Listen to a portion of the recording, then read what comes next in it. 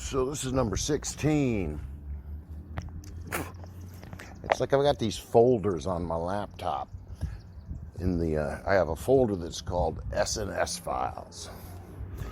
And I think this is spectating and speculating number 16. Look at this. Here's a place to sit down. I think I will. How nice. I just stopped into a local little, the neighborhood little tavern. I was thinking about maybe getting something to eat, but I didn't.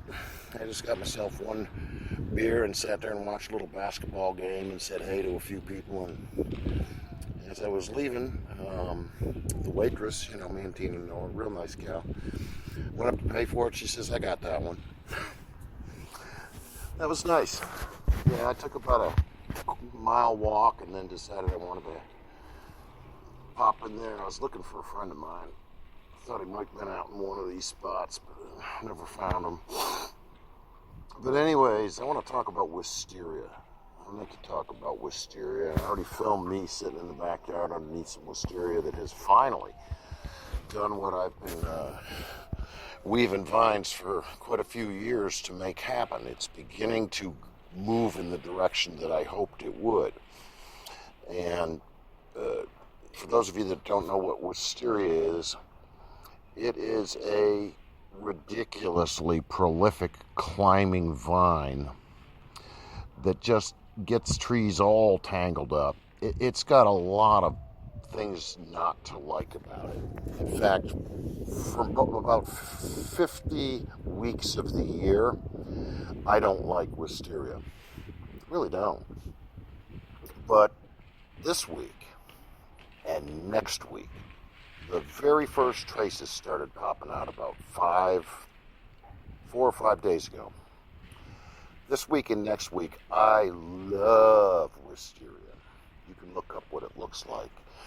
But the wisteria vines put out these beautiful kind of magenta colored flowers, very fragrant, not annoying like one of them stanky pear trees. And just a lovely smell. I can smell it from here. This town's full of this stuff. You'll be driving along and just see this giant magenta or pink patch up in the trees, and it's wisteria that's gotten all up in there. Wisteria was such a problem on our property that I've spent about $1,700 over the years taking down trees it got into, because it'll kill them. And it's a real hassle, but it smells so good. It smells so good. And I was walking down here today, and everywhere I went, all I needed to do was just turn my head to the left or to the right, and I would find wisteria growing somewhere in our neighborhood. It's wonderful. It really is. We have other flowering plants and trees in the neighborhood that are seasonal and happen. Grape myrtles, dogwoods, the apple trees that are scattered about, and peach and cherry trees that some folks have on their property are blooming. Certainly we've had a lot of daffodils lately, but the wisteria, what an interesting vine, what an interesting plant. It's mostly annoying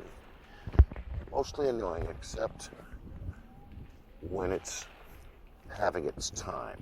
It's time to shine. And the color of the blooms tells me that these are very important pollinating plants. And they may only bloom for 2 weeks tops. But when they do, who knows? Maybe they're a mightily important part of the food chain. They might be the first food available, or some of the first foods available to pollinators. And so that 2 weeks matters, Sort of like when we were in the Navy and we had this intense shift work. We got a lot done, and we got a lot done fast. Wisteria is kind of like that, I suppose. It's lovely stuff. And then the blooms fall off. And then it just dangles there in the tree like a skeleton with leaves.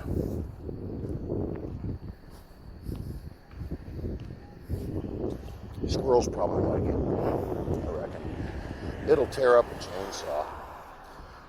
The last time I got up on a tall ladder, wisteria was the reason it became the last time I ever got up on a tall ladder. Because, whoop, I guess that person fixed the turn. But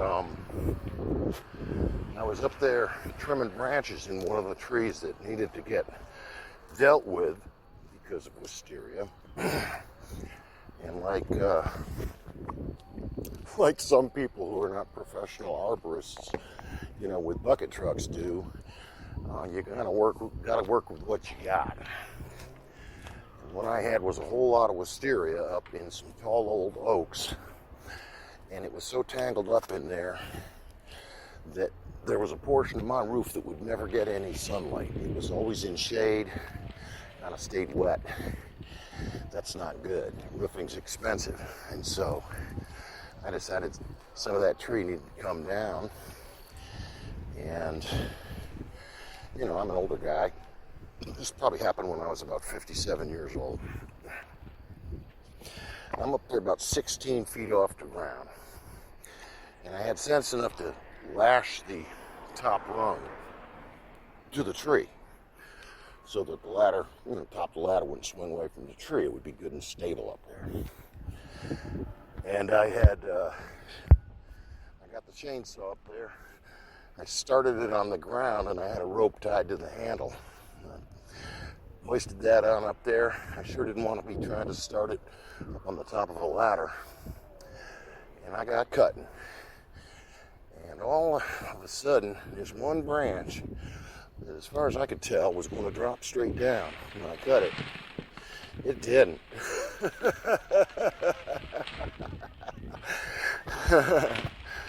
No, the end of it that I cut did go straight down, but what I didn't know was that there was a branch, just a little old branch coming off of the branch that I cut off, way out there, that some wisteria had got a hold of.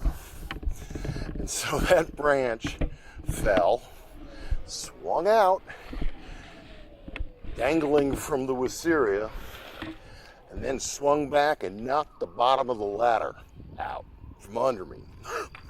Well, of course, I dropped the chainsaw, and it didn't break, but I dropped the chainsaw and clung to that ladder, you know, like a squirrel. And before I, loosened my grip, I had to make sure that I wasn't any further in danger. And I was able to get back down that ladder without trouble. But I can remember that I walked into my wife right after that, and I said, that is the last time I'm ever going to get up on a tall ladder.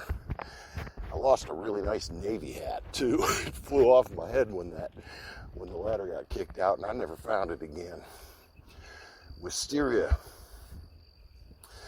And before I even knew what wisteria was, when I was a young man, I'm talking about middle school, high school age, there was a songwriter. Remember, I lived way up where it's cold in the wintertime and in the autumn.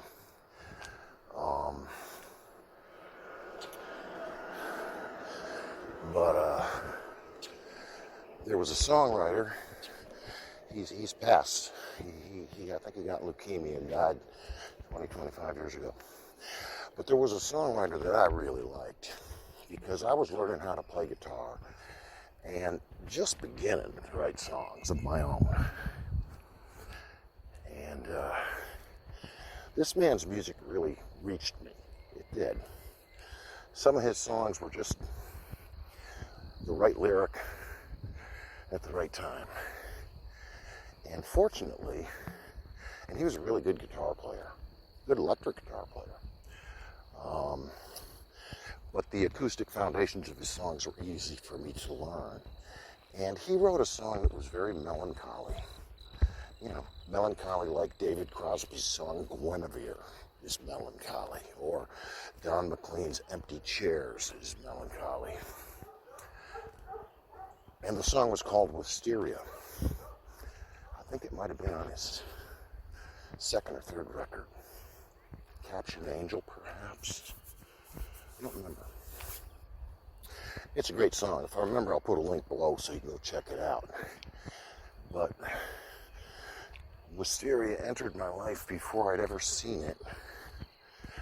And here I am, living somewhere else, getting older every day, and now I can't get away from it.